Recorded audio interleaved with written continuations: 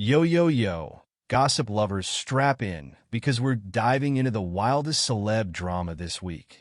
Tyrese Gibson is making headlines, and trust me, it's a hot mess of epic proportions. The man, the myth, the Fast and Furious legend himself, is currently locked up in Fulton County. Yep, Tyrese is in custody for failing to pay over that court-ordered child support. And let me tell you, this courtroom saga did not go his way. So, here's the breakdown. Tyrese married Samantha Lee in 2017, right? A sweet Valentine's Day wedding, all lovey-dovey. Then in 2018, their daughter Soraya came into the world. Ah, so cute, right? But then boom, by 2020, the marriage is done. And we've got Drama City from there on out. Fast forward to this week, and BM. Tyrese is back in front of Judge Farmer in the infamous child support battle. And guess what? Things went south real quick. The judge says if Tyrese wants to dodge jail time, he better cough up $73,000 on the spot. Oh, and let's not forget the cherry on top, $7,500 for Samantha's attorney fees. But hold up, 'cause it gets juicier. Just a day before all this, Tyrese was on the gram calling Samantha's moves goofy. Yeah, that's right. The man was popping off on IG like it's no big deal. He says he's innocent and it's all baby mama drama. We will play the clip for you at the end of the video. He claims there's a prenup covering everything from their 2020 divorce. So what's the big deal, right? But wait, there's more. Tyrese says Samantha's lawyers didn't even bother looking at his bank statements. Instead, they just peeped his movies on IMDb. Thinking he's a walking ATM, they saw Fast and Furious and thought, let's cash in. Now, Tyrese has been paying something, though. As of last year, he was shelling out about $2,200 a month, far short of what the judge demanded. And let's not forget the legendary courtroom showdowns between Tyrese and Judge Farmer. If you thought Fast and Furious was wild, you haven't seen their clashes. Sources say Tyrese is scrambling to pay up that $73,000, so looks like he won't be behind bars for long. But here's the real question. Is that amount justifiable for a 5-year-old? We'll let you decide, but things are getting spicy in the world of Tyrese Gibson. So stay tuned, folks, 'cause this drama isn't over yet. Buckle up, and let's see how this one plays out. At least 50 Cent warned him. Now listen to what Tyrese said on his Instagram. Let us know your thoughts in the comments. I'm gonna go ahead and get my outfit together.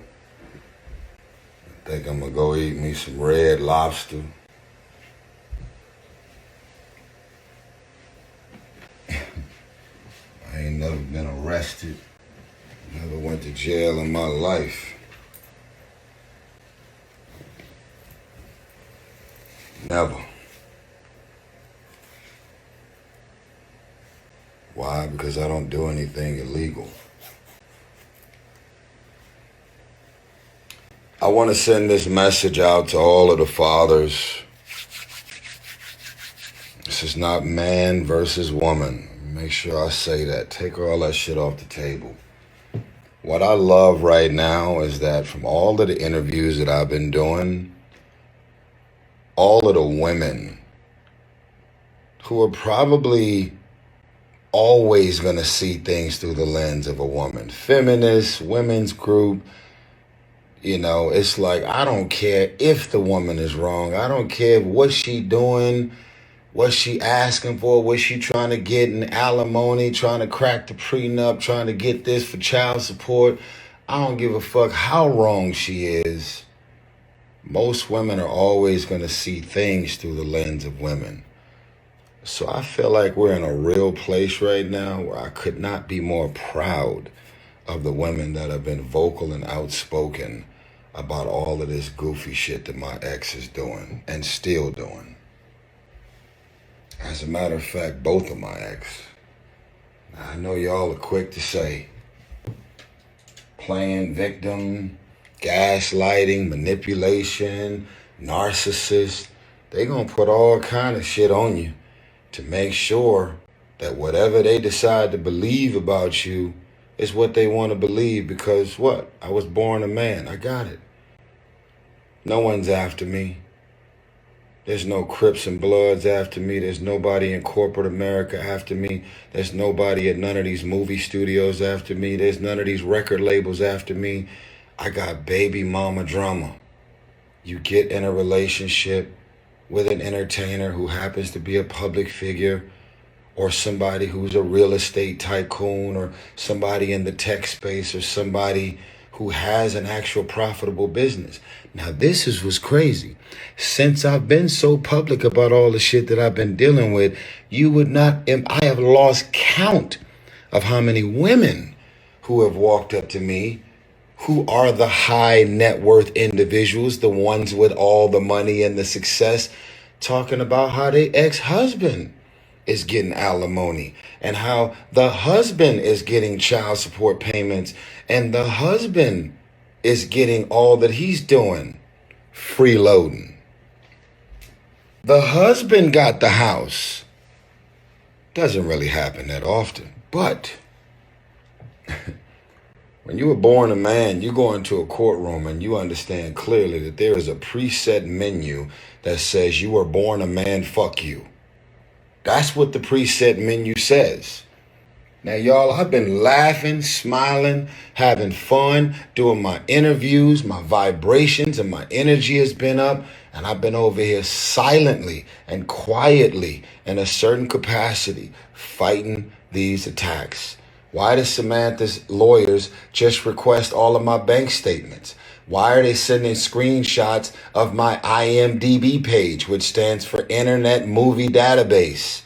They're looking up all the movies that I just did and asking for money and what's in this account and how much money did you make for Voltron Travel and how many albums have you sold and this and that. Like, leave me the fuck alone, man. I did a prenuptial agreement for a reason.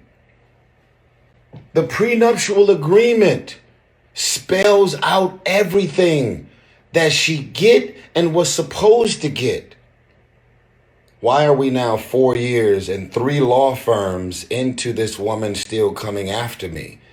And why have they, the lawyers representing her, knowing that she's with a celebrity, a public figure, a high net worth individual, why have they confirmed on record that they've only got $5,000 from her and they've been representing her for 4 years?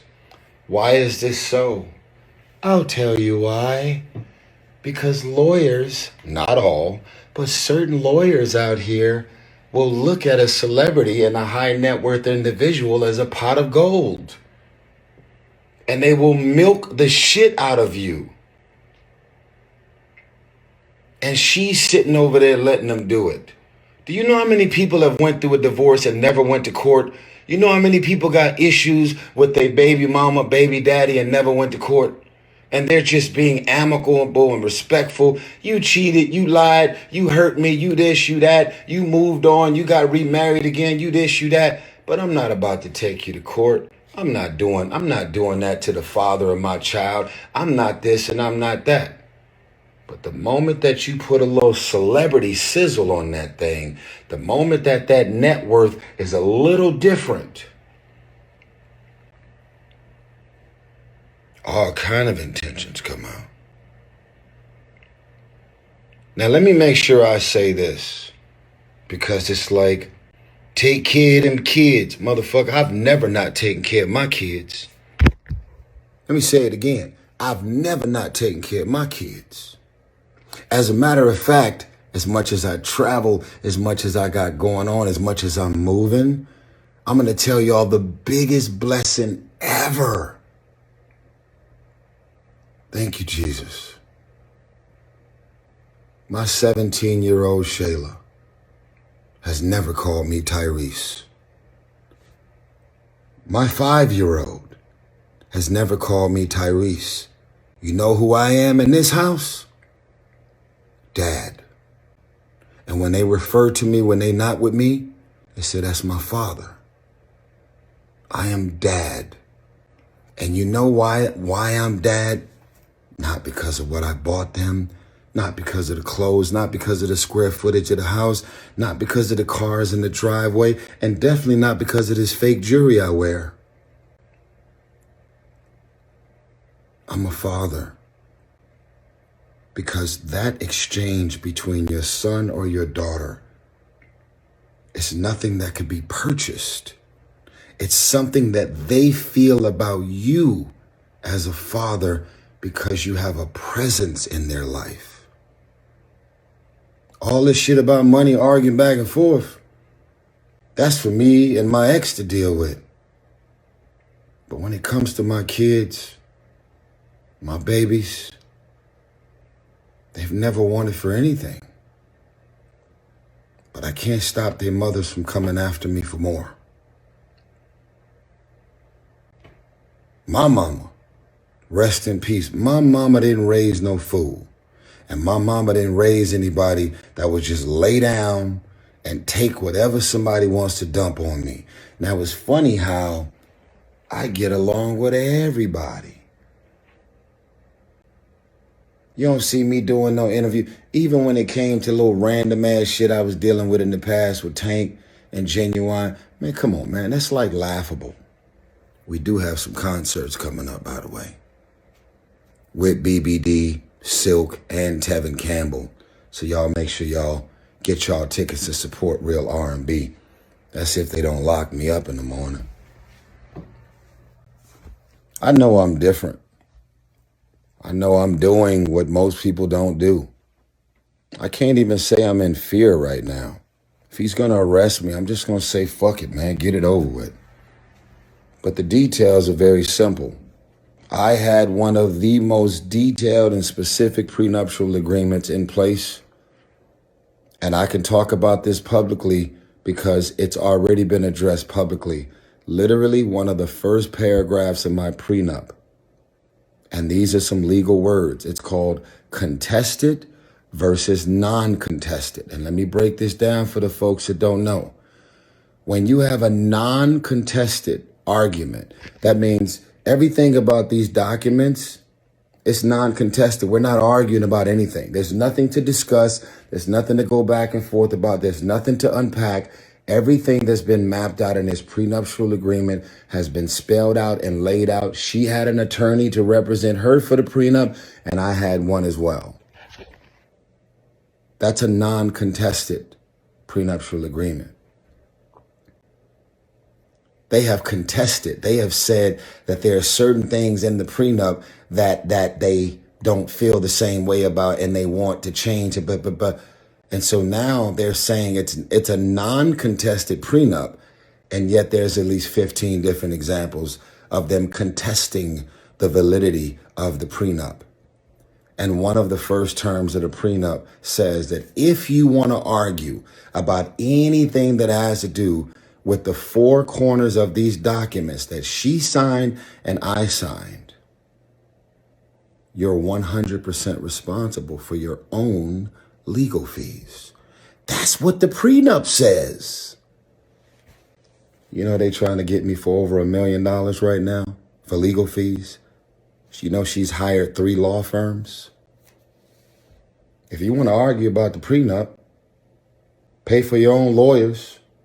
And when you lose, you got to pay for all of my lawyers. I got one lawyer that's been representing me from the whole time. Incredible, by the way. Tanya Mitchell Graham. In-fucking-credible. If you want to argue about the prenup, that's fine. You're legally able to do so. But when you do so, that paragraph right there says you are responsible for 100% of your own legal fees, which means she's now got 3 law firms. 3 law firms, but she's really got 4. Because all of the legal fees that I've been paying Tanya Mitchell Graham for the last 4 years is all going to Samantha. That's the prenup that we both signed.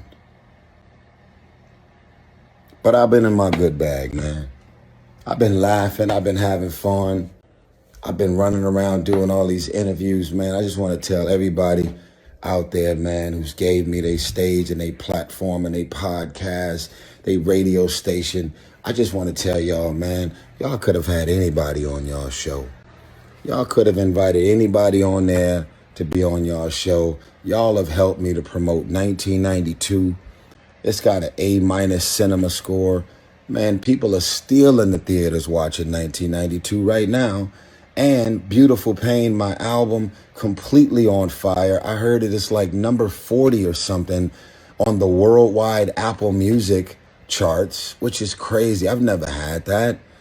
And then my song Wildflower, dedicated to my mother, is still flying. And I'm just trying to be positive, man. I'm trying to like activate some good energy. I've already finished the fucking album and pushed the hardest album I've ever done out. And I just keep getting bombarded by these legals, man. Just last week in LA, some random white lady jumped out the bushes on me and tried to serve me. And I fucking backed up. And then she threw the papers at me and they landed in the street. And I said, ma'am, you never served me. She said, you have been served. She's filming me. And I pull out my camera and I'm filming her. And I said, ma'am, the paperwork is not in my hand. As a matter of fact, you put it all in the street. You're loitering. This is a really nice neighborhood right here. And you got trash all over the street.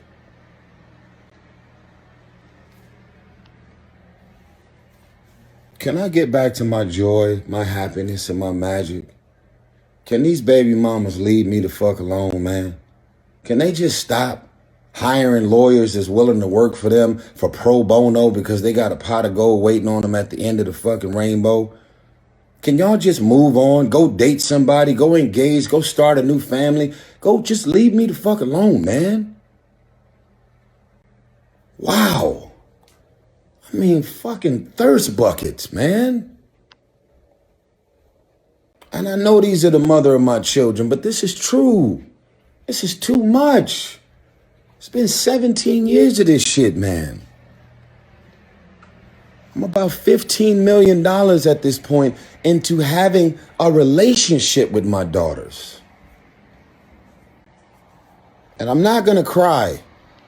I'm just explaining to y'all, man, that this shit is exhausting. And women can relate, the higher income earners, the breadwinners of their marriages and their families that's been drugged into court. Y'all can relate to this. I'm not just saying this because I'm a man.